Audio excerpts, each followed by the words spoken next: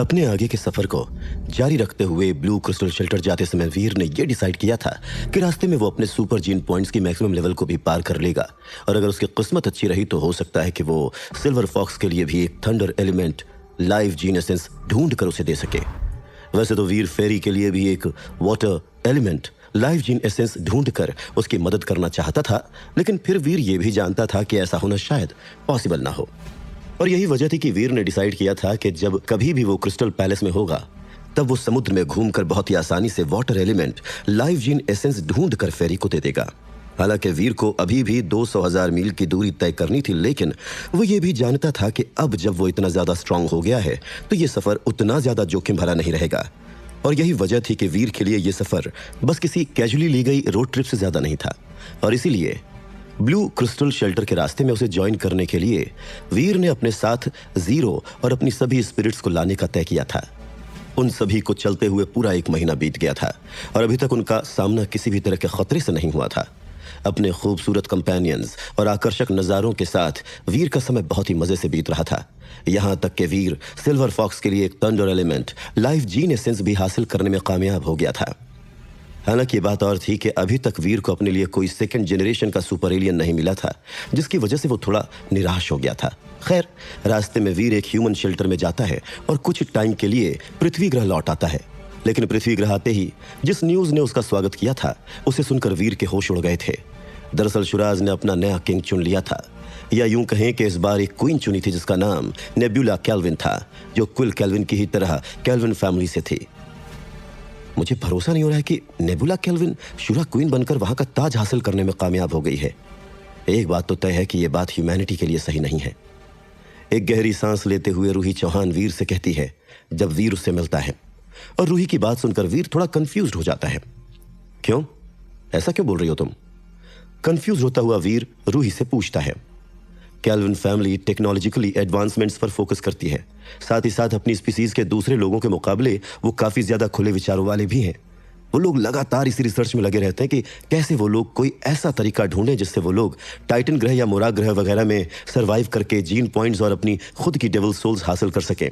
In fact एक बार तो उन्होंने ह्यूमन जीन्स का इस्तेमाल करने की बात भी कही थी, लेकिन पहले के रूलर्स ने अपने दकियानूसी ख्यालों के होने की वजह से उनके इस प्रपोजल को रिजेक्ट कर दिया था। उनका कहना था कि ह्यूमन जीन्स का इस्तेमाल उनके खुद के खून को गंदा कर देगा। आज से पहले कोई भी शुरा ह्यूमन जीन्स एक्सेप्ट करना नहीं चाहता था, फिर चाहे वो रॉयल हो या फिर कोई और। लेकिन अब जब नेबुला केल्विन वहां की क्वीन बन गई है तो इस बात की पॉसिबिलिटी बहुत ज्यादा है और उनकी इस परंपरा में बहुत ज्यादा बदलाव आएंगे। वीर को सारी बातें समझाते हुए रूही उसे बताती है, और रूही की बात सुनकर वीर काफी ज्यादा सरप्राइज्ड हो जाता है। क्या शुराज वाकई में ऐसा कर सकते हैं? अपनी आईब्रोज सिकोड़ता हुआ वीर रूही से पूछता है। वेल, फिलहाल तो यह कह पाना मुश्किल है। एंजल जीन फ्लूइड ने इस बात को ऑलरेडी प्रूव कर दिया है कि शुराज के कुछ हिस्सों को हमारे साथ कंबाइन करना पॉसिबल है, तो किसे पता उनके लिए भी हमारे जीन्स को उनके साथ कंबाइन करना पॉसिबल हो जाए। अपने कंधे उचकाते हुए रूही वीर से कहती है, बात तो तुम सही कह रही हो। अगर वाकई में यह हो जाता है तो सच में बहुत मुश्किलें खड़ी हो सकती हैं। रूही की बात से एग्री करता हुआ वीर उससे कहता है, लेकिन फिर यह एक ऐसी चीज थी जिस पर वीर का कोई कंट्रोल भी नहीं था।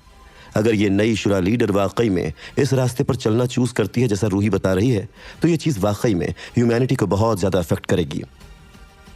लेकिन अभी के लिए यह बता पाना मुश्किल है कि आगे क्या होगा और क्या नहीं। फिलहाल के लिए तो ह्यूमैनिटी के पास एक एडवांटेज है, लेकिन यह एडवांटेज आगे और कितने समय तक रहेगा इसका अंदाजा लगा पाना मुश्किल है।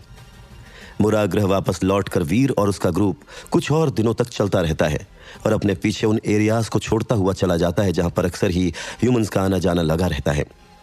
कुछ दिनों तक ऐसे ही चलते रहने के बाद वीर और जीरो खुद को एक फ्रूटी फॉरेस्ट की दहलीज पर खड़ा पाते हैं। वहां मौजूद पेड़ 30 से 40 मीटर लंबे थे और उनके तने बहुत ही ज्यादा मोटे और बड़े थे, और उन्हीं पेड़ों की शाखाओं में बहुत से काले रंग के फल लगे हुए थे, जहां हर एक फल का साइज एक मुट्ठी के बराबर का था। वीर एक फल तोड़ता है और उसे काटने लग जाता है। वीर नोटिस करता है कि उस फल को काटना बहुत ही ज्यादा मुश्किल है, लेकिन जब वो फल कट भी जाता है तब भी उसमें से एक बदबूदार और जी मितलाने वाली स्मेल निकलना शुरू हो जाती है। कुछ 100 मील आगे और ट्रैवल करने के बाद वो सब के सब ये देखकर कंफ्यूज हो जाते हैं कि वो सब अभी भी उसी जंगल के अंदर फंसे हुए हैं जिसे उन्होंने सोचा था कि वो बहुत जल्द ही क्रॉस कर लेंगे। वो लोग चाहकर भी इस बात का अंदाजा नहीं लगा पा रहे थे कि ये जंगल एक्चुअल में कितना ज्यादा बड़ा और कितना फैला हुआ होगा। सिल्वर फॉक्स के साथ होने की वजह से कोई भी एलियन उनके सफर को ना तो डिस्टर्ब कर रहा था और ना ही किसी तरह की रुकावट डाल रहा था। लेकिन फिर बहुत ही जल्द वीर नोटिस करता है कि जीरो को थकान महसूस होना शुरू हो गई है, और यही वजह थी कि वीर डिसाइड करता है कि उन लोगों को कुछ समय के लिए रेस्ट करना चाहिए, और इसीलिए वीर वहीं पर ही एक कैंप एस्टैब्लिश कर लेता है। अपने अपने टेंट के बाहर बैठकर वीर और जीरो छोटा सा बारबेक्यू सेट करके उसमें अपने साथ लाए एलियन का मीट रोस्ट करने लगते हैं। हालांकि ये बात और थी कि चांद के निकलने के बाद वो दोनों ही वहां पर कुछ अजीब सी चीज होता हुआ महसूस करने लगते हैं। काले रंग के जिस फल को उन लोगों ने दिन के समय देखा था वो अब पिंक कलर का शाइन कर रहा था। इसके अलावा वो खुद ही अपने आप खुल भी गया था, और जिसके बाद वो एक चमकदार पिंक कलर की पंखुड़ियों वाला एक तरह का फूल सा बन गया था। और तो और उन फलों से बदबूदार जूस और जी मितलाने वाली स्मेल भी चली गई थी। इनफैक्ट उनमें से अब एक मनमोहक खुशबू निकल रही थी जिससे किसी का भी रोम रोम खुशी से भर जाए। वाह, ये कितने ज्यादा खूबसूरत है। अपने आंखों के सामने पेड़ों पर लगे पिंक कलर के फूलों का अनंत समुद्र देखकर जीरो बहुत ही ज्यादा सरप्राइज्ड थी। ये तो बहुत ही खूबसूरत है। वीर भी काफी ज्यादा सरप्राइज्ड था। उसने कभी भी ये एक्सपेक्ट नहीं किया था कि काले रंग के उन फलों के अंदर इतने खूबसूरत फूल छुपे हुए होंगे। मोमेंट क्वीन को इस समय वीर ने उसके कंधों को मसाज देने का काम दिया था, और वीर के पीछे से अपनी आंखों के सामने के नज़ारे को देखकर वो भी कंफ्यूजन में अपने आईब्रोज सिकोड़ती है, और उन फूलों को देखते हुए उसे ऐसा लग रहा था जैसे कि वो किन्हीं गहरे ख्यालों में खोई हुई है। कुछ ही देर के बाद वहां पर जुगनू नजर आना शुरू हो जाते हैं। हालांकि ये बात और थी कि वो कोई आम जुगनू जैसे नहीं लग रहे थे, क्योंकि वो बीज की ही तरह उन फूलों के आसपास घूमकर शहद कलेक्ट कर रहे थे। लेकिन उससे भी ज्यादा अजीब बात यह थी कि वो सभी जुगनू सिल्वर फॉक्स से भी नहीं डर रहे थे। लेकिन वीर ये देखकर बहुत ज्यादा रिलैक्स्ड था कि वो सभी जुगनू कितने सीधे और हार्मलेस हैं। वो अगर कुछ कर रहे थे तो बस अपनी मर्जी से वहां पर आ जाकर उन फूलों में से जो हो सके वो कलेक्ट कर रहे थे। जीरो अपना हाथ आगे बढ़ाती है, और तभी एक जुगनू उसके हाथ की हथेली पर आकर बैठ जाता है। वो जुगनू कुछ देर तक जीरो की स्किन पर घूमता है और फिर एक बार फिर से वहां से उड़ जाता है। अपने प्रोफेसर मंत्रा का इस्तेमाल करके वीर उन जुगनुओं को करीब से देखता है और नोटिस करता है कि वो सब के सब बस ऑर्डिनरी जुगनू ही थे।